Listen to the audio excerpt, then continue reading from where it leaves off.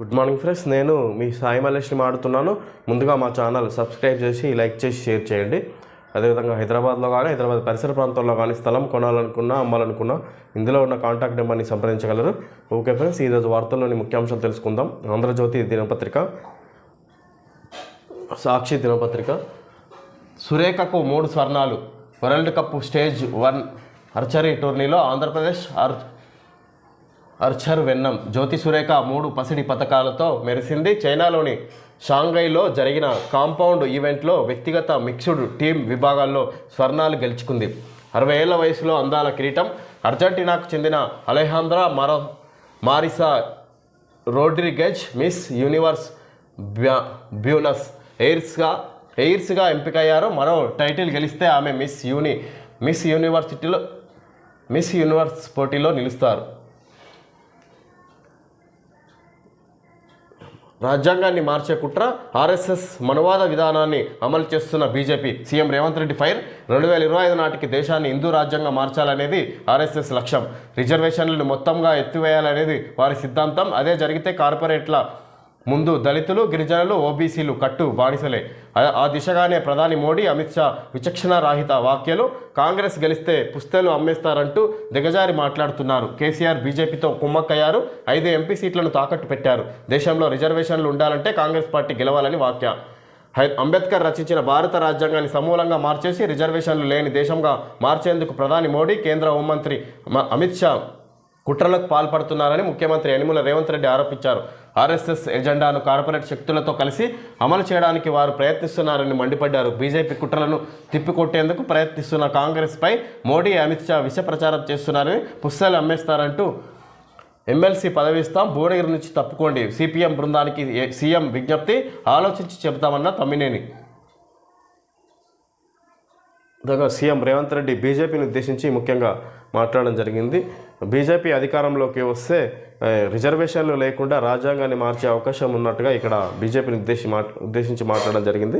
ఈ కాంగ్రెస్ గెలిస్తే మా రిజర్వేషన్లు రద్దు చేయలేమన్నట్టుగా కాంగ్రెస్ను ఓడించే దిశగా బీజేపీ ప్రయత్నిస్తున్నది. ఇక్కడ కేసీఆర్ కూడా, బీఆర్ఎస్ కూడా అదే పనిలో ఉన్నట్టుగా ఇక్కడ రేవంత్ రెడ్డి మాట్లాడడం జరిగింది. అదేవిధంగా భువనగిరి నుంచి సిపిఎం తప్పుకుంటే ఎమ్మెల్సీ పదవి ఇస్తామన్నట్టుగా భువనగిరికి సిపిఎం నేతలకు తెలియజేశారు. వాళ్ళు ఆలోచించి చెబుతామని ఇక్కడ తమ్మినేని చెప్పినట్టుగా ఇవ్వడం జరిగింది. జగన్ ఇస్తున్న మాట, ప్రస్తుతం అమలు చేస్తున్న పథకాలన్నీ కొనసాగిస్తామని హామీ. వైఎస్ఆర్సీపీ ఎన్నికల మేనిఫెస్టో 2024 విడుదల చేసిన AP CM YS Jagan Ammavodi 15,000 నుంచి 17,000 పెంపు, రైతు భరోసా 13,800 నుంచి 16,000 పెంపు, వృద్ధాప్య పెన్షన్ 3,000 నుంచి 2 విడతల్లో 3,500కు పెంపు. పాదయాత్ర స్ఫూర్తితో పాలన, ఒక హీరోలా ప్రజల వద్దకు వెళ్తున్న సీఎం జగన్ మేనిఫెస్టోను పవిత్ర గ్రంథంలా అమలు చేయడం దేశ చరిత్రలోనే చివరి స్థాయిగా నిలిచిపోతుంది. ఒక నాయకుడు మాటిస్తే అవన్నీ చేస్తాడనే నమ్మి ప్రజలు ఓటేస్తారు. జనం నమ్మకం, జీవితాలతో ఆటలు ఆడకూడదు. లీడర్షిప్ అంటే ప్రతి మాట అమలు చేయడం, బిడ్డలా తోడుండడం.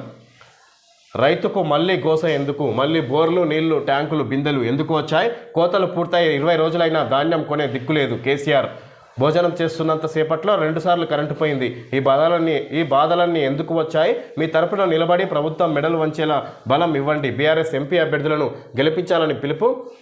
సీఎం రేవంత్ రెడ్డి సంస్కారం లేకుండా మాట్లాడుతున్నారని fire. Nagar Kurnool road show, corner మీటింగ్లలో మాజీ సీఎం కేసీఆర్. రాష్ట్రంలో మళ్ళీ వచ్చేది బీఆర్ఎస్ ప్రభుత్వమేనని, అందులో ఎలాంటి అనుమానం అవసరం లేదని ఆ పార్టీ అధినేత మాజీ ముఖ్యమంత్రి కె చంద్రశేఖరరావు పేర్కొన్నారు. రాష్ట్రం ఇప్పుడు బగ్గుమంటుంది. నా బస్సును కదలనివ్వనంత జనం వారి పూల స్వాగతమే చెబుతున్నాయి. భవిష్యత్తు బీఆర్ఎస్దే అని కాంగ్రెస్ బలుపు దించాలి అని వ్యాఖ్యానించారు. కేసీఆర్ చేపట్టిన బస్సు యాత్ర 5వ రోజు శనివారం నాగర్ కర్నూలు జిల్లా కేంద్రానికి చేరుకుంది. నాగర్ కర్నూలు బీఆర్ఎస్ అభ్యర్థి ఆర్ఎస్ ప్రవీణ్ కుమార్కు మద్దతుగా జై తెలంగాణ నినాదాలు చేస్తున్న కేసీఆర్, ప్రవీణ్ కుమార్. బీఆర్ఎస్ పార్టీ ఆవిర్భావ వేడుకల్లో పాల్గొన్న కేటీఆర్, పార్టీ శ్రేణులు. ఇక్కడ రైతుకు మళ్ళీ గోస ఎందుకు? నీళ్లు, బోర్లు ఎందుకు ఎండిపోతున్నాయి అన్నట్టుగా ఇక్కడ తాగునీటి, సాగునీటి సమస్యలు ఎందుకు వచ్చాయి అన్నట్టుగా కేసీఆర్ ఈ విధంగా కాంగ్రెస్ను విమర్శించడం జరిగింది. ఈ భోజనం చేస్తున్నంతసేపు 2 సార్లు కరెంటు పోయింది. ఈ సమస్య ఎందుకు వచ్చింది? ఇది కాంగ్రెస్ తీసుకొచ్చిన సమస్యగా అని కేసీఆర్ ఈ విధంగా మాట్లాడడం జరిగింది.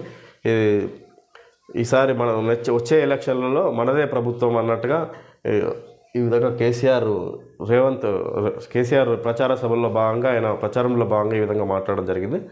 నాగర్ కర్నూలు ఎంపీ అభ్యర్థి ఆర్ఎస్ ప్రవీణ్ కుమార్ లోక్సభ అభ్యర్థిగా ఇక్కడ ప్రచార సభల్లో భాగంగా కేసీఆర్ ఈ విధంగా మాట్లాడడం జరిగింది. ఎన్నికల ముందు అభయహస్తం, ఎన్నికలు అయ్యాక భస్మాసుర హస్తం.